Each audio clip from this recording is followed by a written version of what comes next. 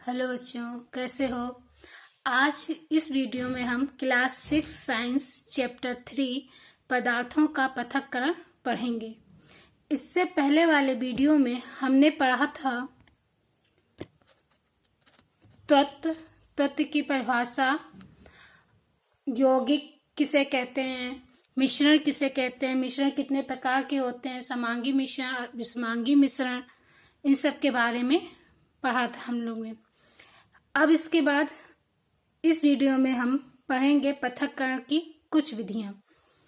पृथक्करण की अगली विधि है अघुलनशील ठोस पदार्थों को द्रव से पृथक करना। अघुलनशील ठोस पदार्थ वे पदार्थ जो द्रव में घुलते ना हो, उन्हें क्या कहेंगे? अघुलनशील पदार्थ। जैसे बालू को अगर जल में घोलोगे तो क्या वो घुलती है? नहीं घुलती है ना। तो जल से बालू को कैसे पृथक करोगे? इसके लिए हम प्रयोग करेंगे तलछटीकरण और निथारना। जब पानी में बालू को घोल देते हैं और उस पानी को थोड़ी देर के लिए रख दें तो क्या होता है? बालू तली के नीचे बैठ जाती है और जो जल होता है, साफ जल होता है, वो बर्तन के ऊपर आ जाता है। तो बालू का नीचे बैठना तलछटीकरण कहलाता है। और जो साफ पानी होता है उसको अलग कर लेंगे, वो क्या कहलाएगा? निथारना। ठीक है, समझ गया तलछटीकरण क्या है और निथारना क्या है। अब इसके बाद अगली विधि है छानना। छानना, जैसे हम लोग घर में चाय बनाते हैं तो चाय को जब चाय बनाते हैं उसके बाद क्या छानते हैं ना, उससे क्या होती है? चाय पत्ती अलग हो जाती है और चाय अलग होता है। जैसे जूस में क्या होता है? जब जूस लेने जाते हैं तो जूस छान के मिलता है हम लोगों को।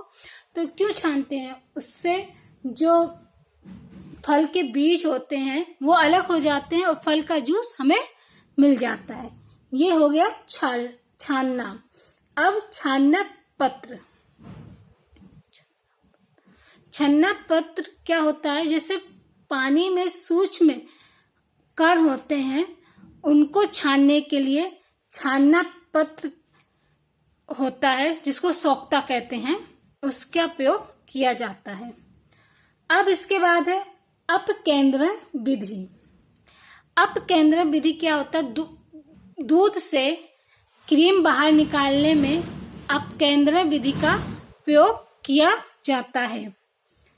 किसी बड़े बर्तन में दूध को मथनी की द्वारा तीव्र गति से घुमाया जाता है, जिससे चिकनाई के हल्के कण भारी कण से पृथक हो जाते हैं और इस प्रक्रम को अपकेंद्रण कहते हैं। इसी विधि द्वारा दूध से चिकनाई या मलाई अलग की जाती है। अब तीसरा पॉइंट है घुलनशील ठोस पदार्थों को द्रव से पृथक करना। द्रव में कौन से पदार्थ घुलनशील है? जैसे चीनी, नमक, ये क्या है? घुलनशील पदार्थ हैं। तो इनको हम कैसे अलग करेंगे? जल से, द्रव से कैसे अलग करेंगे? पहला है वाष्पन विधि। वाष्पन विधि क्या है? किसी द्रव का वाष्प में परिवर्तित होना वाष्पन कहलाता है तथा ये क्रिया वाष्पीकरण कहलाती है। मान लो किसी बर्तन में हमने पानी लिया और उसमें नमक को घोल दिया। अब उससे हम नमक कैसे अलग करें, पृथक कैसे करें? तो क्या करेंगे? नमक घुला हुआ द्रव गर्म करेंगे, जिससे जो उसका द्रव वाष्प में बदल जाता है और जो नमक होता है वो तली में इकट्ठा हो जाता है। ठीक है, तो किसी द्रव का वाष्प में परिवर्तित होना वाष्पन कहलाता है। यह अधिकतर पूछा जाता है कि वाष्पन क्या है। अब आसवन विधि। आसवन विधि क्या है?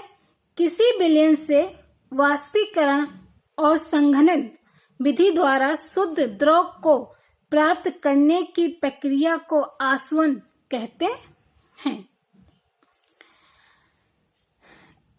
किसी विलयन से वाष्पीकरण और संघनन विधि। वाष्पीकरण तो तुम जान गए, वाष्पीकरण विधि क्या है। अब संघनन विधि क्या है, तो संघनन क्या है, भाप के द्रव में परिवर्तित होने की क्रिया को संघनन कहते हैं। ठीक है, जैसे यहाँ ये देखो चित्र, ये एक केतली है, केतली में जल भरा हुआ है, इसको गर्म कर रहे हैं। तो ये जब हम पानी को गर्म करेंगे, जल को गर्म करेंगे, तो क्या भाप में बदलेगा। ये देखो भाप में बदल रहा है, तो ये क्रिया तो तुम्हारी वाष्पन हो गई। अब जब ये भाप, ये प्लेट है एक, इसमें ये काले काले तुमको दिख रहे हैं, ये बर्फ के टुकड़े हैं। जब ये भाप इसकी निचली सतह पर, प्लेट की निचली सतह पर टकराती है, तो क्या होती है, भाप ठंडी हो जाती है। और ठंडे होने पर क्या है, ये बूंद, जल के बूंद के रूप में इस पात्र में इकट्ठा हो जाती है। ठीक है, तो जब भाप का ठंडा होकर द्रव में बदलना क्या कहलाता है, संघनन कहलाता है। ठीक है, वही है, भाप के द्रव में परिवर्तित होने की क्रिया को संघनन कहते हैं। और इन दो विधि द्वारा शुद्ध द्रव को प्राप्त करने की प्रक्रिया को आसवन विधि कहते हैं। ठीक है, समझ में आ गया, वाष्पन विधि, आसवन विधि और संघनन। अब इसके बाद हम पढ़ेंगे क्रिस्टलीकरण। ठीक है,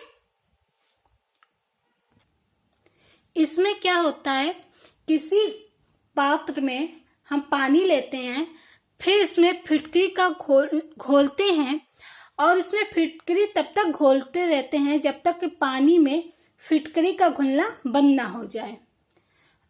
फिर बाद में जब घोलना बंद हो जाता है तो हम इस विलयन को गर्म करते हैं। गर्म करने के बाद इसमें फिटकरी को फिर से घोलते हैं, तो कुछ फिटकरी की मात्रा इसमें घुल जाती है। तो अब हम इस विलयन को बिना हिलाए डुलाए ठंडा करने के लिए रख देते हैं। तो कुछ घंटों बाद हमें फिटकरी के शुद्ध क्रिस्टल प्राप्त हो जाते हैं।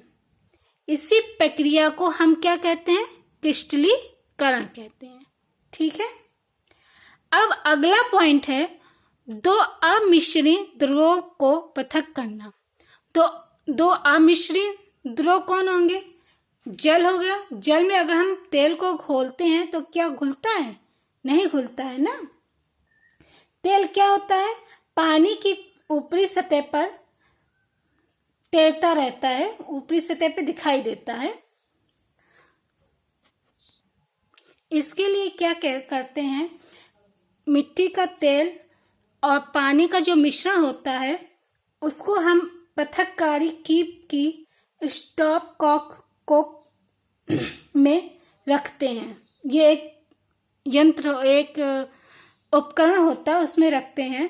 तो क्या होता है, जब उस हम ढक्कन को खोलते हैं तो नीचे द्रव रहता है, ऊपर तेल की बूंदें रहती हैं।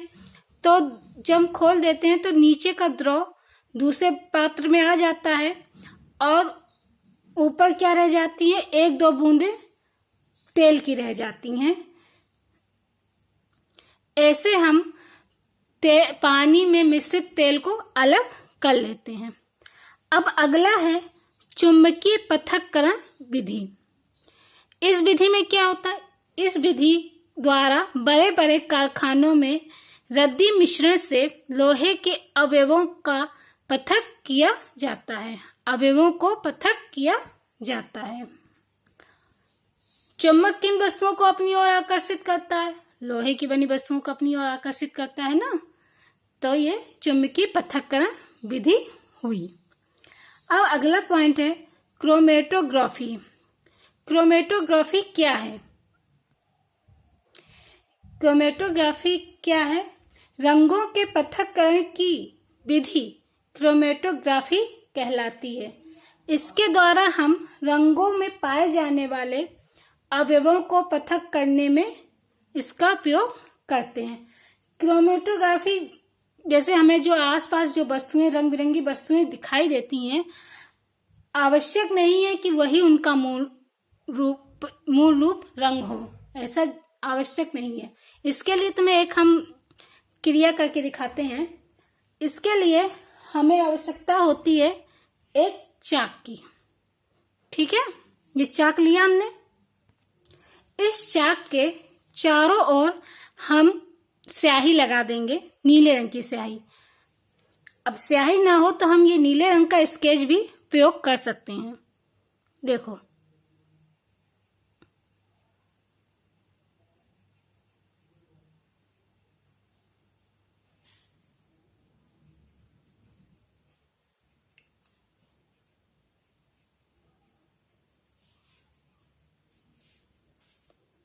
देखो अब इस चाक के चारों हमने नीले रंग की स्याही लगा दी है। ये तुम्हें नीला दिख रहा है। अगर हम ये पानी से भरे पात्र में रखते हैं, पानी इतना होना चाहिए कि जो ये नीली दिख रही है इसके नीचे ही पानी दिखाई देना, मतलब पानी का स्तर, बर्तन का पानी का स्तर इससे नीचे ही होना चाहिए। अब हमने इसको रख दिया इस पर। कुछ देर बाद क्या होगा, ये पानी को ये चाक सोख लेगा। देखो अब इसमें पहले ये नीला था, अब ये धीरे धीरे कैसे हो रहा है। देखो ये नीला था, इसके बाद ये कैसा हो रहा है, धीरे धीरे हरा हो रहा है ना, दिखाई दे रहा है तुम लोग को। देखो ये नीला है लेकिन ये कैसा हो रहा है, हरा। और ये हरा के ऊपर ये हल्का सा देखो गुलाबी कलर सा दिख रहा है। दिख रहा है कि नहीं दिख रहा है। देखो देखो ये नीचे देखो कैसा लग रहा है, कुछ बैंगनी टाइप का लग रहा है, फिर हल्का सा नीला है, फिर ये हरा है और फिर ये गुलाबी है। यानी जो तुम्हें नीला कलर का दिख रहा था वो वास्तव में नीला कलर नहीं था, ये 3-4 कलरों का उसमें अवयव थे। 3-4 रंग के इसमें अवयव थे। ठीक है, मतलब 3-4 रंग मिलकर नीला रंग बनाया। समझ गए। इन्हीं को रंगों का विभेदीकरण ही क्रोमेटोग्राफी के द्वारा किया जाता है। समझ गए क्रोमेटोग्राफी। इस विधि को तुम लोग अपने घर पे भी कर सकते हो, बहुत सरल विधि है और बहुत इसमें मजा भी आएगा तुम लोग को करने में, अच्छा भी लगेगा। ठीक है, तो क्रोमेटोग्राफी क्या हुई, रंगों के पृथक्करण की विधि क्रोमेटोग्राफी कहलाती है। तो बच्चों आज का वीडियो यहीं समाप्त होता है। अगले वीडियो में हम इस चैप्टर का एक्सरसाइज करेंगे। ठीक है, थैंक यू।